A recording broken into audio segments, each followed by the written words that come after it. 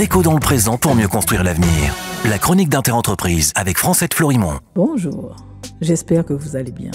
Nous poursuivons sur la volonté de simplification annoncée par le gouvernement.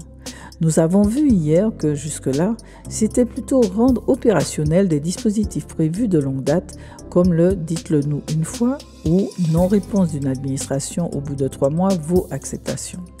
Concernant les normes, voilà un outil à double tranchant.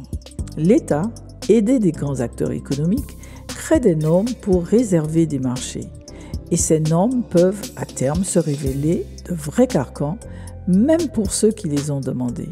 La meilleure illustration de mon propos sont les normes de construction continentale appliquées à des îles qui n'ont pas du tout les mêmes contraintes. Les producteurs européens de matériaux sont contents, mais sous nos latitudes, les constructions s'effondrent au premier cyclone. Un étau vient d'être légèrement desserré par l'Union européenne au sujet des matériaux de construction, mais il faut élargir le mouvement.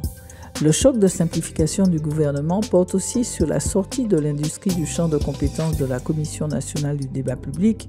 En clair, pour installer une usine, plus besoin de prendre l'avis de la population. Il s'agit aussi de simplifier les mesures de contentieux et les compensations environnementales. Le projet de loi va aussi lever des barrières en matière de géothermie, d'éolien en mer, de stockage de carbone et de biogaz, ainsi qu'en matière d'exploitation minière de lithium et de cuivre dans les sous-sols, outre-mer compris. Il va aussi accélérer les procédures en matière de structuration des données de santé et va modifier le mandat de la Commission nationale d'information et des libertés, la CNIL.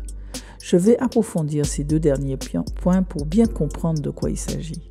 À demain, prenez soin de vous. Déco dans le présent pour mieux construire l'avenir. La chronique d'Interentreprise avec Francette Florimond.